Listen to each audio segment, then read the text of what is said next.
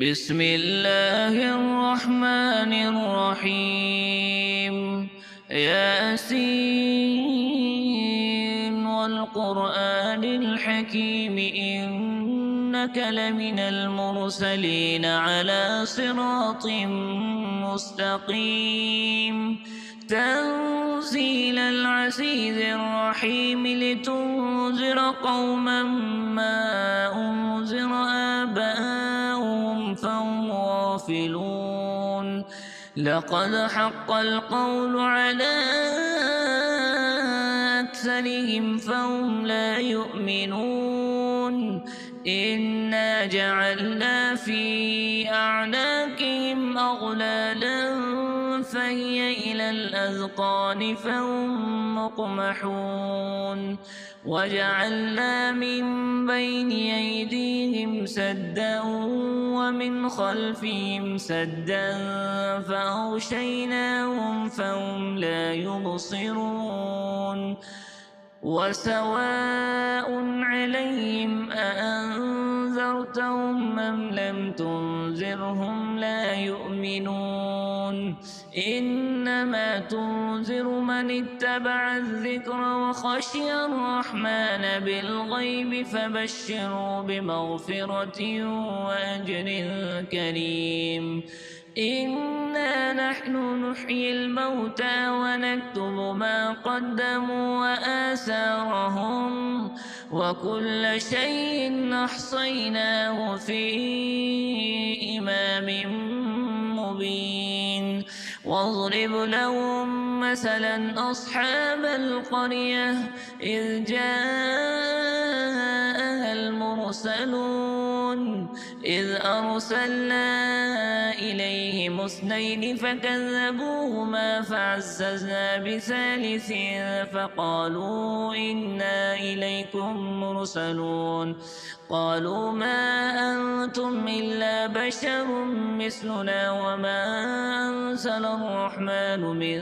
شيء إن أنتم إلا تكذبون قالوا ربنا يعلم إنا إليكم لمرسلون وما علينا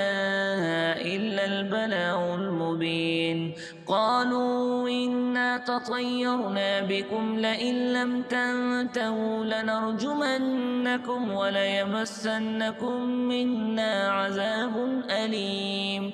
قالوا طائركم معكم أئن ذكرتم بل أنتم قوم مسرفون وجاء من أقصى المدينة رجل يسعى قال يا قوم اتبعوا المرسلين اتبعوا من لا يسألكم أجرا وهم مهتدون وما لي لا أعبد الذي فطرني وإليه ترجعون أأتخذ من دونه آلهة يردني الرحمن بذر لا تغن عني شفاعتهم شيئا ولا ينقذون إني إذا لفي ضلال مبين إني آمنت بربكم فاسمعون قيل ادخل الجنة قال يا ليت قومي يعلمون بما غفر لي ربي وجعلني من المكرمين وما أنزلنا على قومه من بعده من جند من السماء وما كنا منزلين إن كانت إلا صيحة واحدة فإذا هم خامدون يا حسرة على العباد ما يأتيهم من رسول إلا كانوا به يستهزئون ألم يروا كم أهلكنا قبلهم من القرون أنهم إليهم لا يرجعون وإن كل لما جميع لدينا محضرون وآية لهم الأرض الميتة وأحييناها وأخرجنا منها حبا فمنه يأكلون وجعلنا فيها جنات من نخيل وأعناب وفجرنا فيها من العيون ليأكلوا من ثمره وما عملته أيديهم أفلا يشكرون سبحان الذي خلق الأزواج كلها مما تنبت الأرض ومن أنفسهم ومما لا يعلمون وآية لهم الليل نسلخ منه النهار فإذا هم مظلمون والشمس تجري لمستقر لها ذلك تقدير العزيز العليم والقمر قدرناه منازل حتى عاد كالعرجون القديم لا الشمس ينبغي لها أن تدرك القمر ولا الليل سابق النهار وكل في فلك يسبحون وآية لهم أنا حملنا ذريتهم في الفلك المشحون وخلقنا لهم من مثله ما يركبون وإن نشأ نغرقهم فلا صريخ لهم ولا هم ينقذون إلا رحمة منا ومتاعا إلى حين وإذا قيل لهم اتقوا ما بين أيديكم وما خلفكم لعلكم ترحمون وما تأتيهم من آية من آيات ربهم إلا كانوا عنها معرضين وإذا قيل لهم أنفقوا مما رزقكم الله قال الذين كفروا للذين آمنوا أنطعم من لو يشاء الله أطعمه إن أنتم إلا في ضلال مبين ويقولون متى هذا الوعد إن كنتم صادقين ما ينظرون إلا صيحة واحدة تأخذهم وهم يخصمون فلا يستطيعون توصية ولا إلى أهلهم يرجعون ونفخ في الصور فإذا هم من الأجداث إلى ربهم ينسلون قالوا يا ويلنا من بعثنا من مرقدنا هذا ما وعد الرحمن وصدق المرسلون إن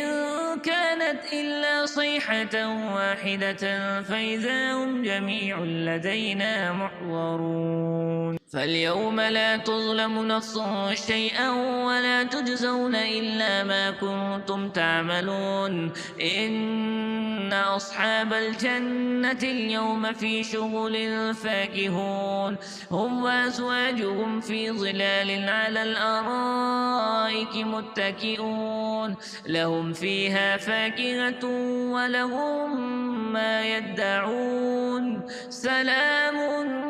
قولا من رب رحيم وامتازوا اليوم أيها المجرمون ألم أعهد إليكم يا بني آدم ألا تعبدوا الشيطان إنه لكم عدو مبين وأن اعبدوني هذا صراط مستقيم ولقد ضل منكم جبلا كثيرا أفلم تكونوا تعقلون هذه جهنم التي كنتم توعدون اصلوها اليوم بما كنتم تكفرون اليوم نختم على أفواههم وتكلمنا أيديهم وتشهد أرجلهم بما كانوا يكسبون ولو نشاء لطمسنا على أعينهم فاستبقوا الصراط فأنى يبصرون ولو نشاء لمسخناهم على مكانتهم فما استطاعوا مضيا ولا يرجعون ومن نعمره ننكسه في الخلق أفلا يعقلون وما علمناه الشعر وما ينبغي له إن هو إلا ذكر وقرآن مبين لينذر من كان حيا ويحق القول على الكافرين أولم يروا أنا خلقنا لهم مما عملت أيدينا أنعاما فهم لها مالكون وذللناها لهم فمنها ركوبهم ومنها يأكلون ولهم فيها منافع ومشارب أفلا يشكرون واتخذوا من دون الله آلهة لعلهم ينصرون لا يستطيعون نصرهم وهم لهم جند محضرون فلا يحزنك قولهم إنا نعلم ما يسرون وما يعلنون إنا نعلم ما يسرون وما يعلنون أولم ير الإنسان أنا خلقناه من نطفة فإذا هو خصيم مبين وضرب لنا مثلا ونسي خلقه قال من يحيي العظام وهي رميم قل يحييها الذي أنشأها أول مرة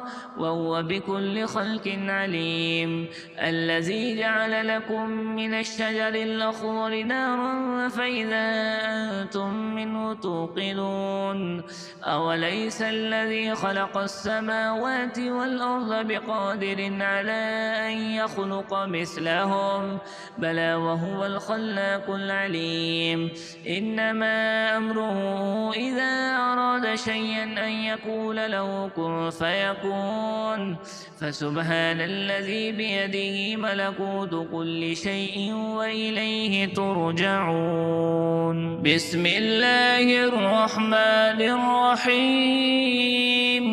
إذا وقعت الواقعة ليس لوقعتها كاذبة خافضة رافعة إذا رجت الأرض رجا وبست الجبال بسا فكانت هباء منبثا وكنتم أزواجا ثلاثة فأصحاب الميمنة ما أصحاب الميمنة وأصحاب المشأمة ما أصحاب المشأمة والسابقون السابقون أولئك المقربون في جنات النعيم ثلة من الأولين وقليل من الآخرين على سرر موضونة متكئين عليها متقابلين يطوف عليهم ولدان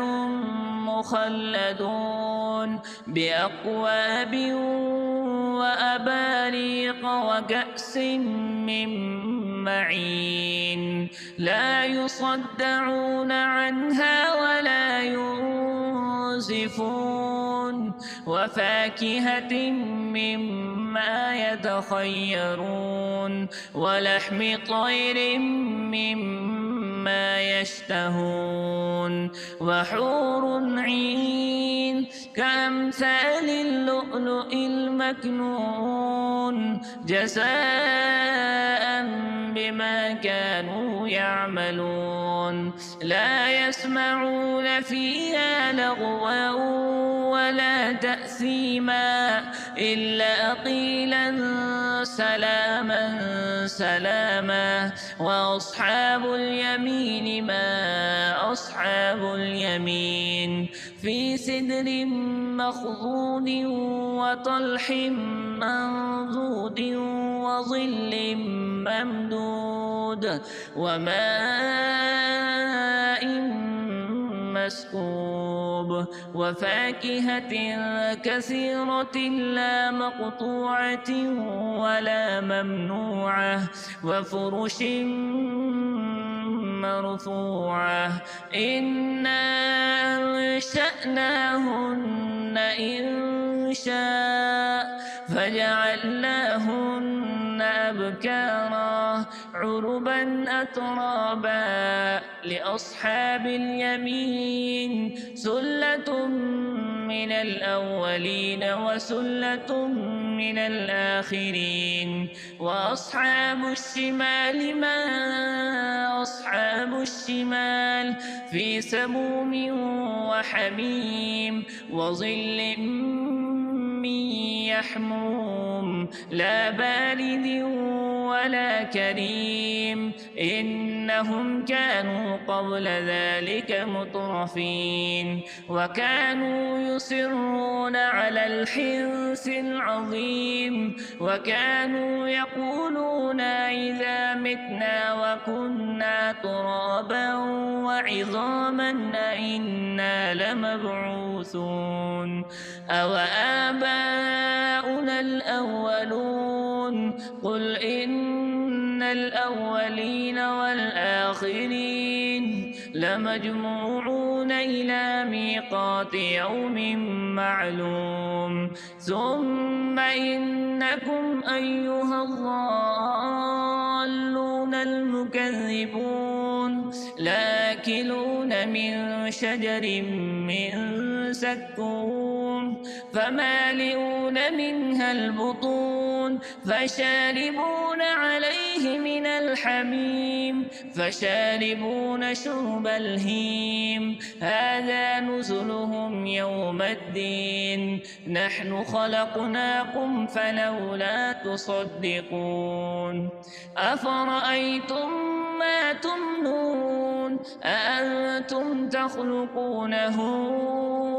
أم نحن الخالقون نحن قدرنا بينكم الموت وما نحن بمسبوقين على أن نبدل أمثالكم وننشئكم فيما لا تعلمون ولقد علمتم النشأة الأولى فلولا تذكرون أفرأيتم ما تحرثون أأنتم تزرعونه أم نحن الزارعون لو نشاء لجعلناه حطاما فظلتم تفكهون إنا لمغرمون بل نحن محرومون أفرأيتم الماء الذي تشربون أأنتم أنزلتموه من المزن أم نحن المنزلون لو نشاء جعلناه أجاجا فلولا تشكرون أفرأيتم النار التي تورون أأنتم أنشأتم شجرتها أم نحن المنشئون نحن جعلناها تذكرة ومتاعا للمقوين فسبح باسم ربك العظيم فلا أقسم بمواقع النجوم وإنه لقسم لو تعلمون عظيم إنه لقرآن كريم في كتاب مكنون لا يمسه إلا المطهرون تنزيل من رب العالمين أفبهذا الحديث أنتم مدهنون وتجعلون رزقكم أنكم تكذبون فلولا إذا بلغت الحلقوم وأنتم حينئذ تنظرون ونحن أقرب إليه منكم ولكن لا تبصرون فلولا إن كنتم غير مدينين ترجعونها إن كنتم صادقين فأما إن كان من المقربين فروح وريحان وجنة نعيم وأما إن كان من أصحاب اليمين فسلام لك من أصحاب اليمين وأما إن كان من المكذبين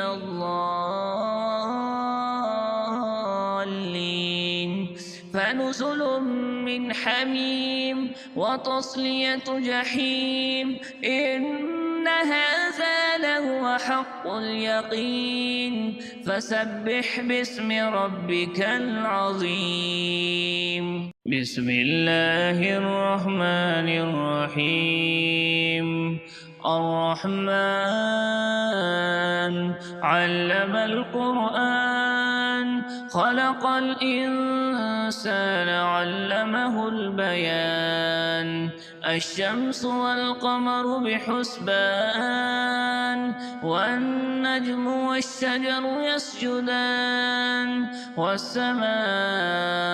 رفعها ووضع الميزان ألا تطغوا في الميزان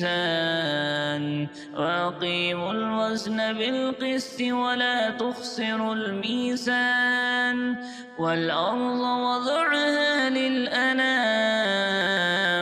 فيها فاكهة والنخل ذات الأكمام والحب ذو العصف والريحان فبأي آلاء ربكما تكذبان خلق الإنسان من صلصال كالفخار وخلق الجن من مارج من نار فبأي آلاء ربكما تكذبان رب المشرقين ورب المغربين فبأي آلاء ربكما تكذبان مرج البحرين يلتقيان بينهما برزخ لا يبغيان فبأي آلاء ربكما تكذبان يخرج منهما اللؤلؤ والمرجان فبأي آلاء ربكما تكذبان وله الجوار المنشآت في البحر كالأعلام فبأي آلاء ربكما تكذبان كل من عليها فان ويبقى وجه ربك ذو الجلال والإكرام فبأي آلاء ربكما تكذبان يسأله من في السماوات والأرض كل يوم هو في شأن فبأي آلاء ربكما تكذبان سنفرغ لكم أيها الثقلان فبأي آلاء ربكما تكذبان يا معشر الجن والإنس إن استطعتم أن تنفذوا من أقطار السماوات والأرض فانفذوا لا تنفذون إلا بسلطان فبأي آلاء ربكما تكذبان يرسل عليكما شواذ من نار ونحاس فلا تنتصران فبأي آلاء ربكما تكذبان فإذا انشقت السماء فكانت وردة كالدهان فبأي آلاء ربكما تكذبان فيومئذ لا يسأل عن ذنبه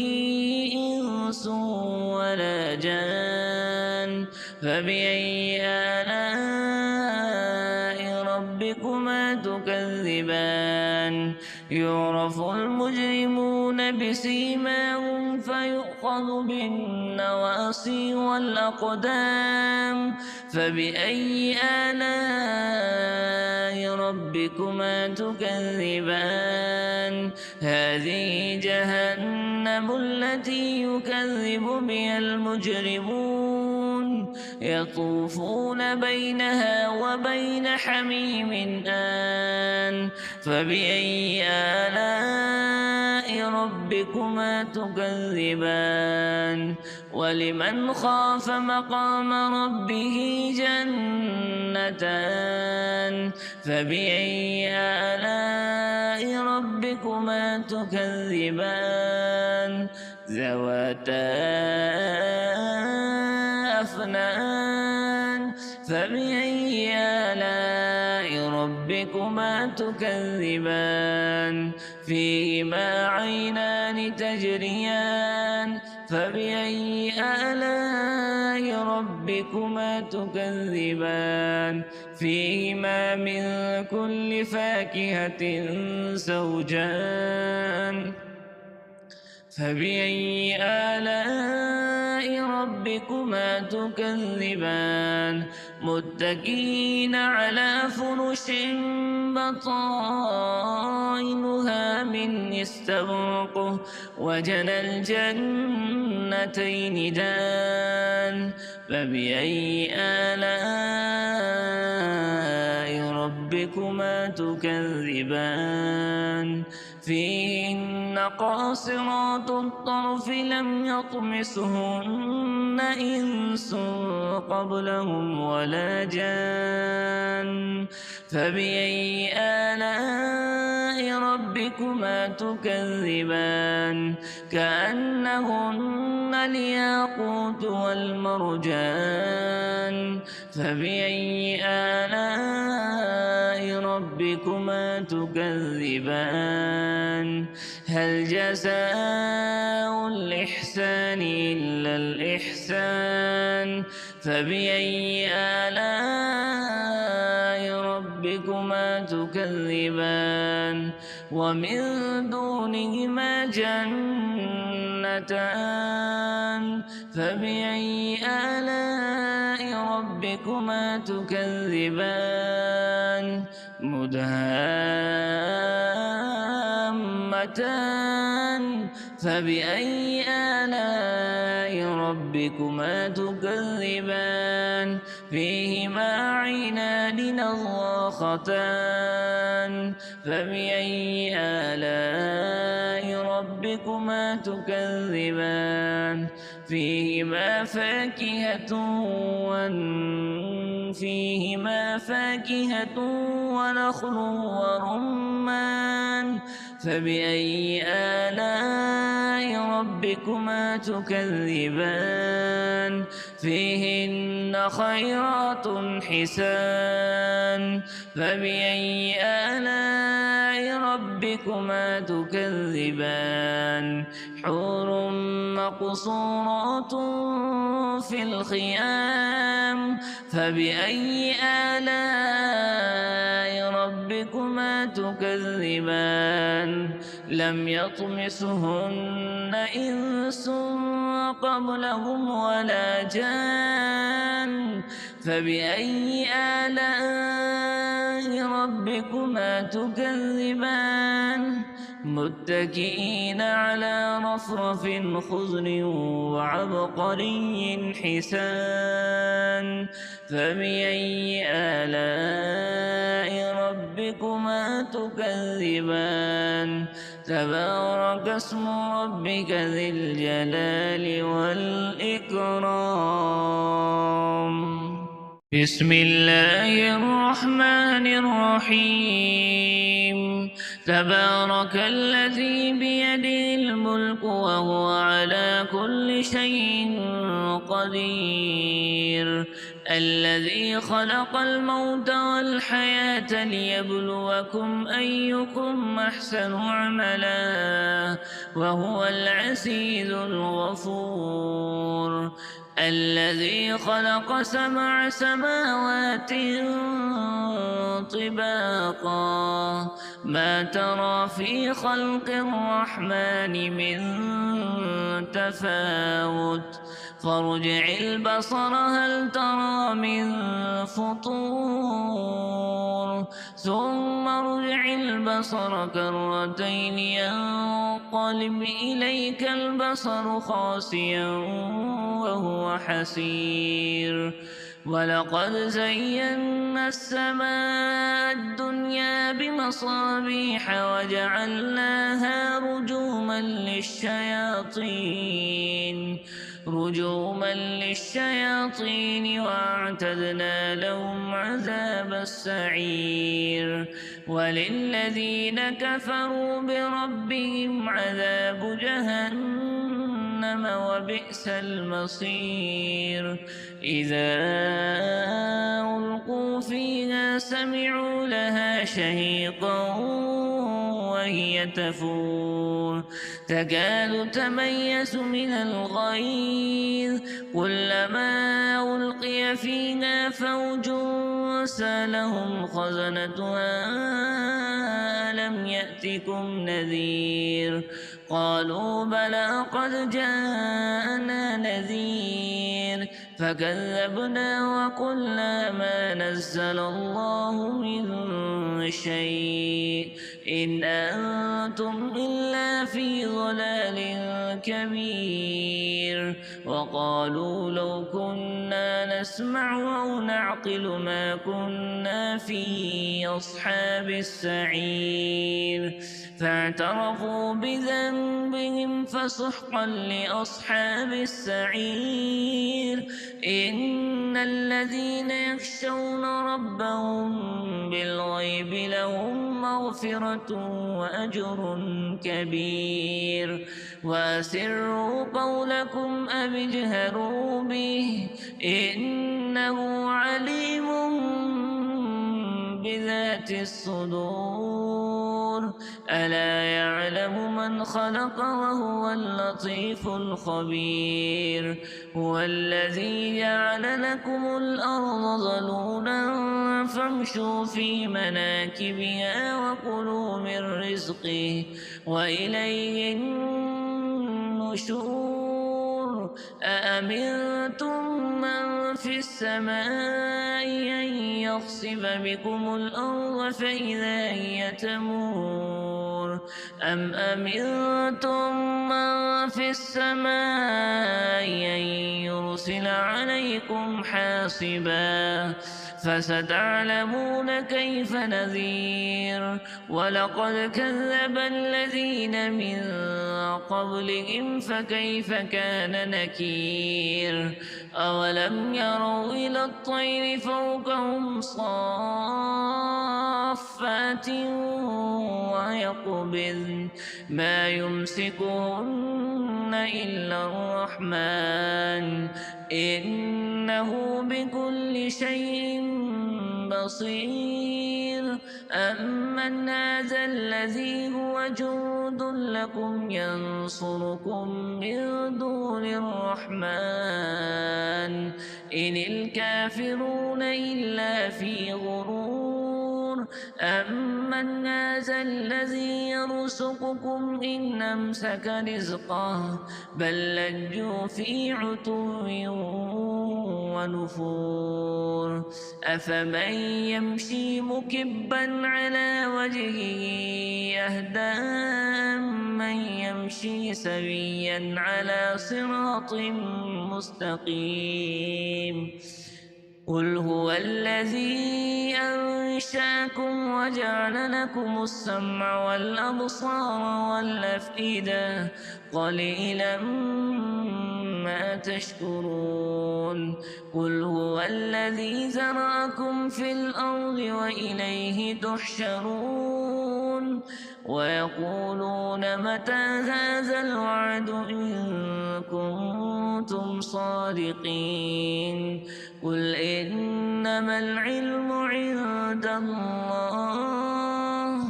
وإنما أنا نذير مبين فلما رأوه زلفة وسيت وجوه الذين كفروا وقيل هذا الذي كنتم به تدعون قل أرأيتم إن أهلكني الله ومن معي أو رحمنا فمن يجير الكافرين من عذاب أليم قل هو الرحمن آمنا به وعليه توكلنا فستعلمون من هو في ضلال مبين قل أرأيتم إن أصبح ماؤكم غورا فمن يأتيكم بماء معين